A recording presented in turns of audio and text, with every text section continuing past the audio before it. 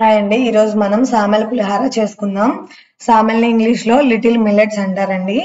ఇక్కడ నేను ఒక గ్లాసు సామెలు తీసుకుంటున్నాను.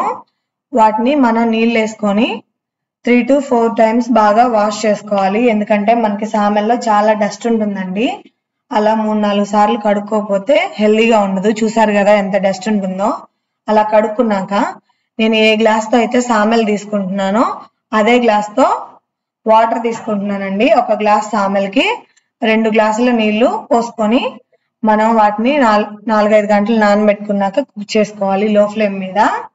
అలా కుక్ చేసుకుంటే మనకు అడుగు అంటుకోకుండా నీట్ గా వస్తుంది.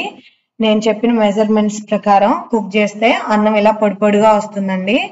ఇప్పుడు మనం పోపుకి బాండీ పెట్టుకొని అందులో నూనె వేసుకొని పోపు దినుసులు యాడ్ చేసుకోవాలండి. పోపు దినుసులు కొంచెం ఫ్రై అయ్యాక అందులోకి మనం వేరుశనగ విత్తనాలు వేసుకోవాలి. వేరుశనగ విత్తనాలు లైట్ గా ఫ్రై అయినాక బాగా కలుపుకొని అందులోకి సన్నగా తరిగి పెట్టుకున్న పచ్చిమిర్చి, కొంచెం కరివేపాకు, కొన్ని జీడిపప్పు వేసుకొని వాటిని బాగా లో ఫ్లేమ్ మీద రోస్ట్ చేసుకోవాలండి. ఆ తర్వాత కొంచెం పసుపు యాడ్ చేసుకొని స్టవ్ ఆఫ్ చేయాలి. ఇక్కడ మనం నిమ్మకాయ పులిహోర చేసుకుంటున్నాం కాబట్టి నిమ్మకాయలు కోసి పెట్టుకొని జ్యూస్ తీసుకోవాలి.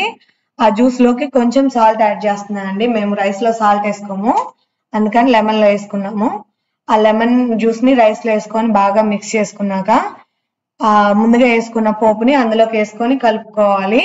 మనకి సామెల పులిహోర రెడీ అయింది. మీకు నచ్చినట్టయితే లైక్, షేర్, సబ్స్క్రైబ్ అవ్వచ్చు.